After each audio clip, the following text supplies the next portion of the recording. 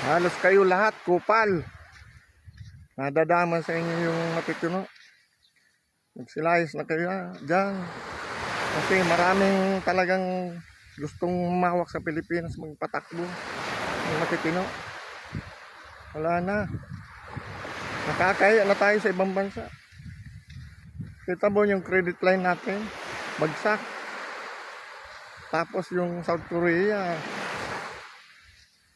hindi na inaproban yung ano natin, loan.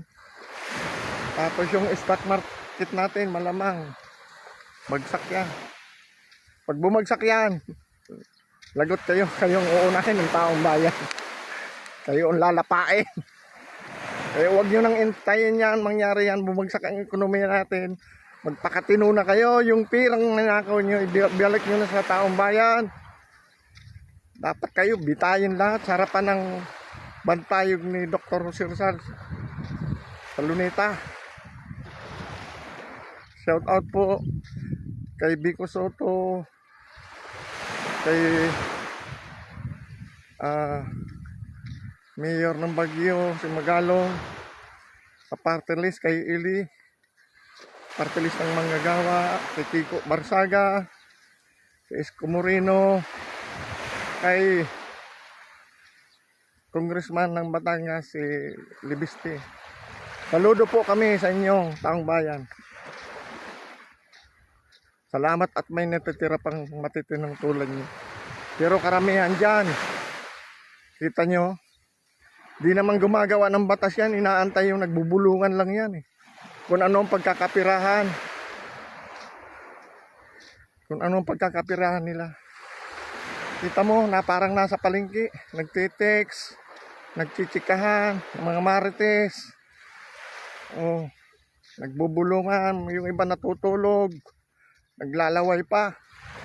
Ganun ba ang mga gawain ng mga mambabatas?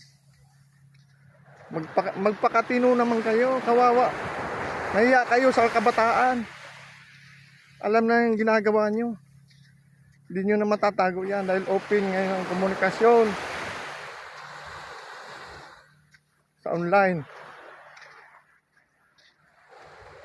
Hanggat hindi kayo nagbabago, huwag nyo nang antayin na magkagulo ang Pilipinas. Kasi kayo ang unang lalapain ng mga tao. Sana naman hindi magkatotoo, magbago na kayo. Lahat ng nasangkot sa anomalya, mag-ano na kayo, mag-resign na kayo. Alis na kayo dyan kasi wala namang pakinabang eh. Marami pong totoong talagang hahawak ng Pilipinas. Kala nyo ba hindi yan ang Pilipinas? Tatakbo kahit wala kayo. Marami po nagmamahal sa Pilipinas. Hindi kayo ang nakapwisto. Sa totoo lang. Marami po. Wala akong babanggitin pangalan pero ano sa atin yan, open book yan. Hindi na kayo masiyahan. Marami naghihirap sa atin. Kayo halos kainin nyo. Napakamahal. Naka-aircon pa kayo. Tingnan nyo, pumunta kayo ng squatter. Kung anong kalagayan. At pumunta kayo sa ibang bansa. Tingnan nyo kung anong kalagayan ng tao. Ibang bansa, mahal ng taong bayan. Ng gobyerno ng taong bayan. Yung public services, yung tax nila na ibibigay, na ibabalik sa kanila. Kaya dito lang talaga sa Pilipinas. Kawawa yung mga Pilipino. Ba't kasi dito pa sa Pilipinas na isinilang? Kaya maraming gustong lumayas dito. Dahil sa kakagawan nyo. Buti nakakatulog pa kayo na sa ginagawa nyo. Natutunawan pa kayo sa kinakain nyo. Na alam nyo naman talaga yan. Mga wala kayong konsensya eh. Mga kapalmoks kayo. Marami po na gusto magsalita pero tatakot. Bakit? Yung freedom of speech ba? Wala tayong karapatan? May batas tayo dyan? Dahil naman pinagsasabi natin totoo. Huwag na tayong magmaang-maangan. Dahil totoo eh.